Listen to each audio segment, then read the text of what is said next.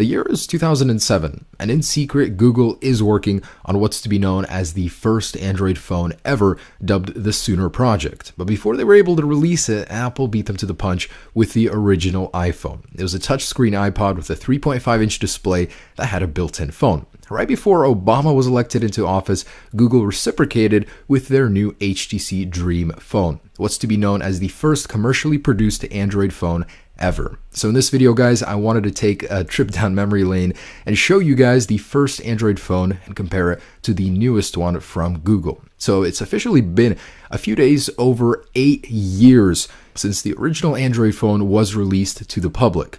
What's changed in these 8 years? How far has Google come? And this is kind of like a similar video I made with the original iPhone and the last iPhone. First Android phone versus newest one. Now, for the people that bought and used the G1 at the time, you may remember it with rosy colors, but it was not that great of a phone. To be honest, the Android operating system is the most impressive part about it, just how advanced it was at the time. I personally did have this phone earlier than I ever even had my hands on an iPhone. It was just cheaper and easier to get for me at the time. And we're not only comparing the first Android phone versus the newest one, we're comparing the first version of Android ever. This is Android 1.0. And yes, I mean 1.0 versus the newest Android 7.1. So let's talk about hardware. These phones are actually very similar color-wise, which I like. It's a nice throwback, not that it was intentional. And this is a dev unit of the original Android phone, so kind of a little rare catch that I was able to grab. Anyways, they are completely different in terms of build quality. The new Google Pixel is made out of a metal shell.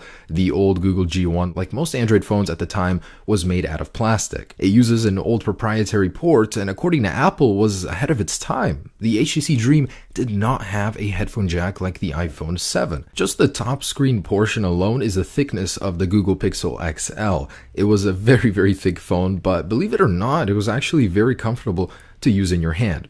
So let's talk about that display.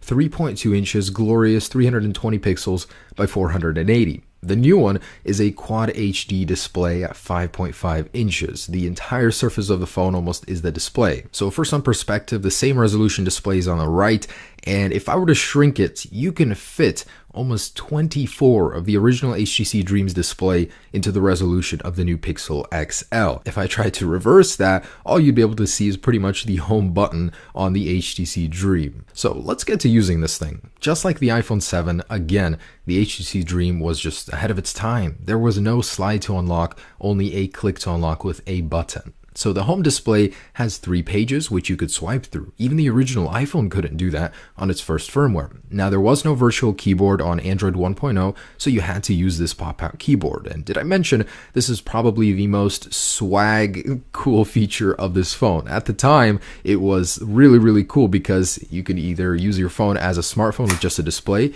or have it around. And did I mention how annoying that sound could get? That is for other people. Me personally, I could do this all day. Anyways, the back is removable. You can actually change the battery, and this is an advantage again over the Google Pixel. You can actually replace the SD card up to 16 gigabytes. So battery and SD is replaceable, which is awesome. That's an advantage right there over the newer phones. And I don't think I'll ever get used to prying that rear cover off. It sounds like you're breaking the thing every time. Believe it or not, there is so much similarity between this first version of Android and the latest 7.0 or 7.1. It still has the app drawer, it still has the notification center, but instead of all the toggles up there, it has a menu key, which pretty much is the same thing in a way. You can still customize the home screen straight from it, widgets, change the wallpaper from there. Of course, there is a multitasking drawer as well, except it works a little bit differently on the original one, but it's still there. And man, how can I forget the little scrolling wheel? This was also one of the most swaggiest, coolest features of this phone. It actually put some Blackberries to shame. Hoo-yak! Now, of course, Google didn't get inspired by the G1 to build the new Pixel XL, but it's hard to deny that they are very similar in some ways in both software and hardware. So next up, I wanted to talk about the power and speed of these devices. So of course, with time, we kind of forget about how slow phones were, but in some areas, the HTC Dream G1 was actually pretty fluid. So here is the newest results of the Google Pixel on Geekbench, and the original just had 82. Just 82. There's no high single core score, just 82. That's all you get. Anyways, let's go ahead and see what it was like to use this thing. So this is measured in minutes. Minutes, guys, not seconds, not milliseconds like on the newest phones, minutes. So if you wanted to load something right now, you were probably on edge. Even now on the newest Wi-Fi, the fastest I can get in my area, it took me 2 minutes to load CNN.com. Now, what do you get once it finishes loading?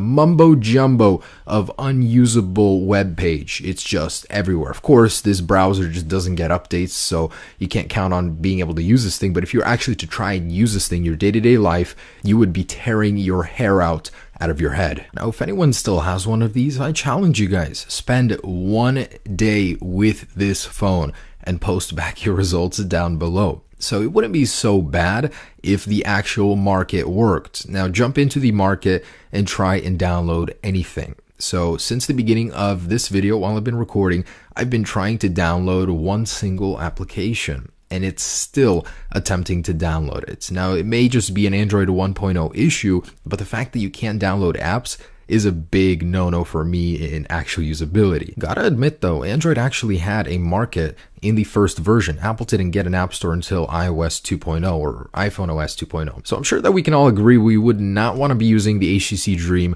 right now. The Google Pixel is far, far ahead of it.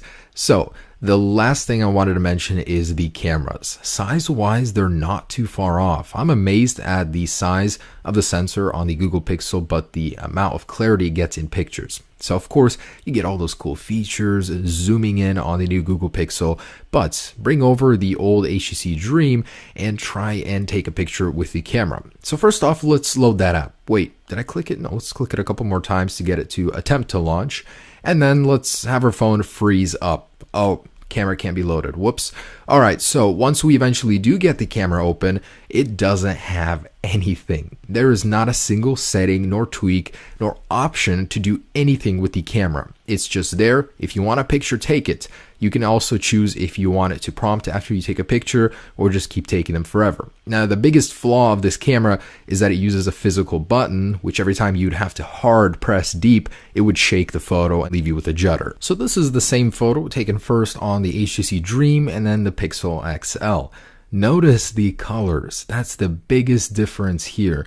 The HTC Dream seems like someone's holding several layers of cellophane over the camera lens. It is so much better, especially in low lights. Man, what a difference 8 years makes. So guys, I just want to say thank you for watching. Please leave me a like. This was not easy to make, not easy to find, not easy to downgrade the HTC Dream, but it was so worth it. Hope you guys appreciate this video. Have a great day and enjoy your current new Android phone, knowing how much it took to get there. Peace.